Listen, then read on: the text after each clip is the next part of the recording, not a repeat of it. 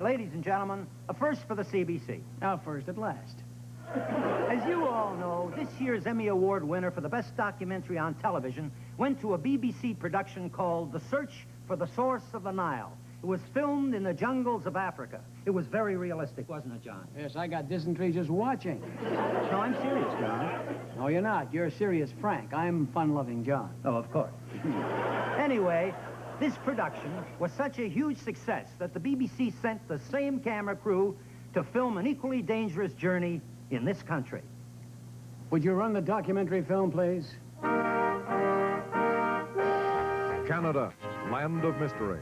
For many centuries, intrepid explorers have ventured forth into the Canadian wilderness. Champlain advanced as far as Georgian Bay. Simon Fraser pressed on to the Pacific. Yet one mystery still remained. Cutting through the heart of Toronto, there flows a mysterious river that men call the Don. Its course a raging torrent of rocks, rapids, and non-returnable bottles. Hidden somewhere to the north is the secret source of this weird waterway. The search for the source of the Don. It was in July 1972 that a British expedition arrived at Toronto Airport to begin their search for the source of the Don River.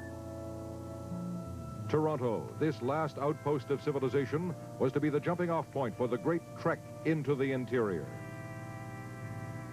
The leaders of the expedition were Sir Hilary Wayne, whose fearless exploits include crossing the Sahara, swimming the Zambezi, and acting as chairman of Brotherhood Week in Uganda. And his companion, the renowned Dr. Stanley Shuster, world's greatest authority on tropical diseases. Malaria, yellow fever, beriberi. He's had them all. Here is the story of their expedition as recorded in Sir Hilary Wayne's diary. July 22nd. We're on our way. Our expedition consisted of myself, Dr. Shuster, Miss Finchley, my secretary, Miss Devonshire, Dr. Schuster's secretary, and Miss Bliff, the woman who did all the typing in shorthand. Then there was Smedley, our brilliant taxidermist. Every time he shot an animal, we told him to stuff it. And finally, our native bearers, carrying the special supplies without which the expedition could not survive. We moved out briskly towards the interior of the city.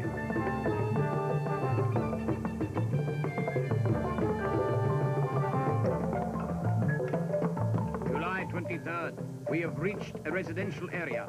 It has been an uneventful day, morale is good, and the natives appear to be not too unfriendly, but rather surprised to see a safari in this part of the world. It is obvious we are the first civilized people to pass through Rosedale. July 24th, an eventful day.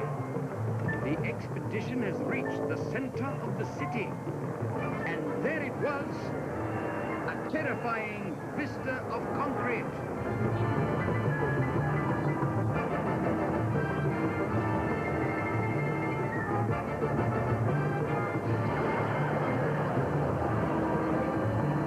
The natives are very superstitious. Everywhere we look, there are taboos.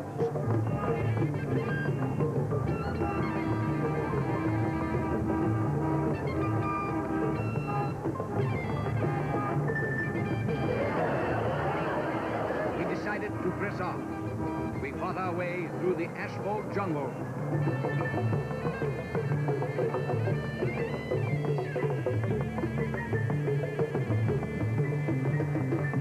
We moved dauntlessly ahead, fording bodies of water.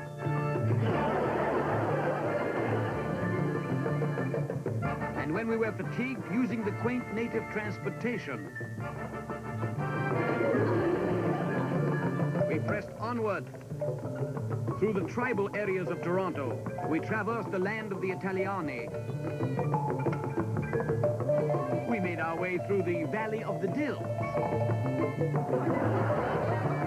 Smedley bagged the salami. And we marched through the Chinese district.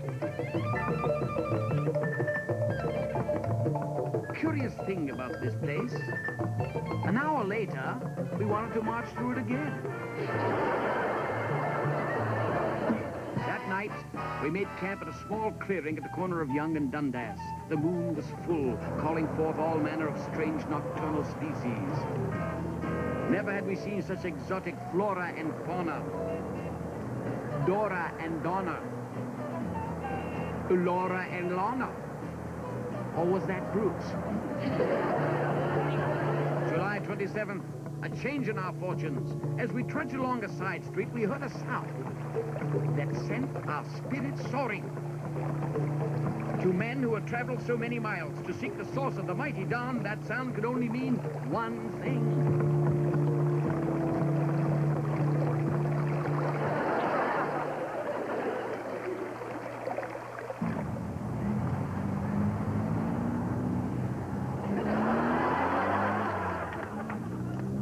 Being British, we were prepared. August the 6th. Today brought me a sobering reminder that man may dare too much. I am not well.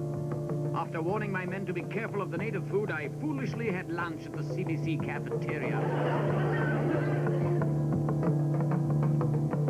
But we resolved to press on regardless. Observing, of course, the native taboos.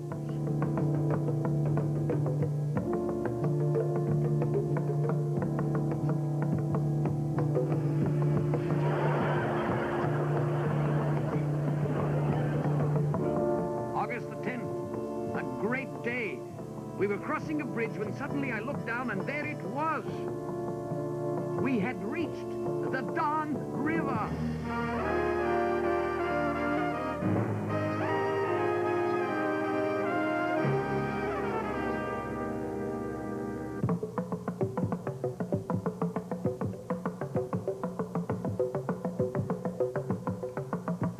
To regain our strength for the final effort, we rested on the river bank. Our secretaries prepared for the arduous days ahead. So did Miss Bliss. Smedley relaxed with a bit of hunting. He was fortunate enough to bag an impala. While Dr. Shuster and I did very well, too. We captured a rare baby Yamaha. Late that day, we camped at a deserted area where we felt we would be safe from intrusion. But next morning in our tent, we were awakened by strange sounds.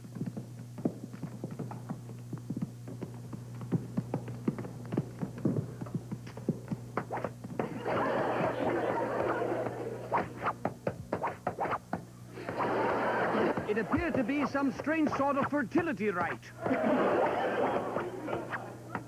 We withdrew discreetly.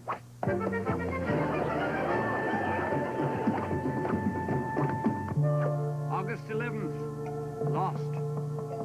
Lost. We were almost ready to turn back when suddenly we stumbled on the answer. At long last, the source of the dawn.